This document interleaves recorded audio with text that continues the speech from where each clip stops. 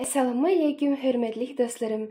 Bugün biz sizler bilen özümüzün kim bolup işleydiğimiz yoki qayerda okuvatqanımız haqida so'zlashni o'rganamiz. Bu nima uchun kerak degan savolga javob beray.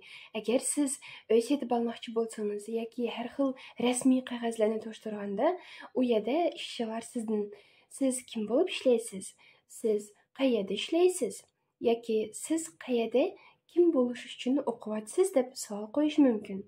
Birinchidan, siz qayerda ishlaysiz deb savol qo'ydi. Bu savolga javob berish uchun biz ish joyini bilishimiz kerak.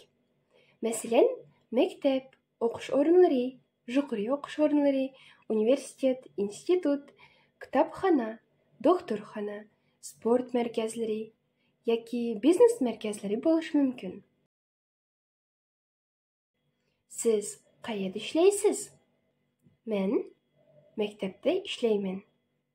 Men universitetda ishlayman. Men biznes markazida ishlayman.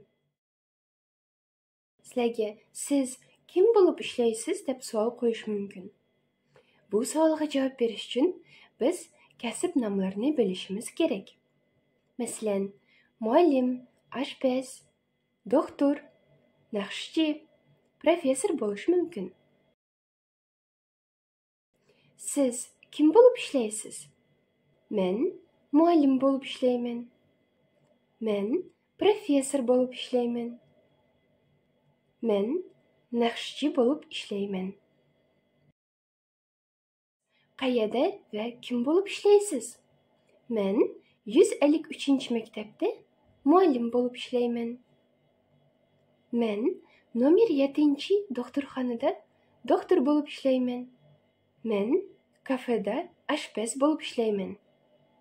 Agar siz ishlamay o'qiyotgan holatda bo'lsangiz, sizga siz qayerda o'qiyapsiz deb savol qo'yish mumkin. Men Nazarboyev universitetining 4-kursida o'qiyapman. Yoki men Nazarboyev universitetining 4-kurs studenti. Yana bir misol. Siz qayerda o'qiyapsiz?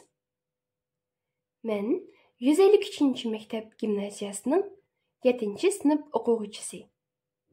Yoki men 153-maktab gimnaziyasida 7-sinfda o'qiyapman. Diqqatingizga ko'p rahmat. Endigi videoda ko'rishimiz.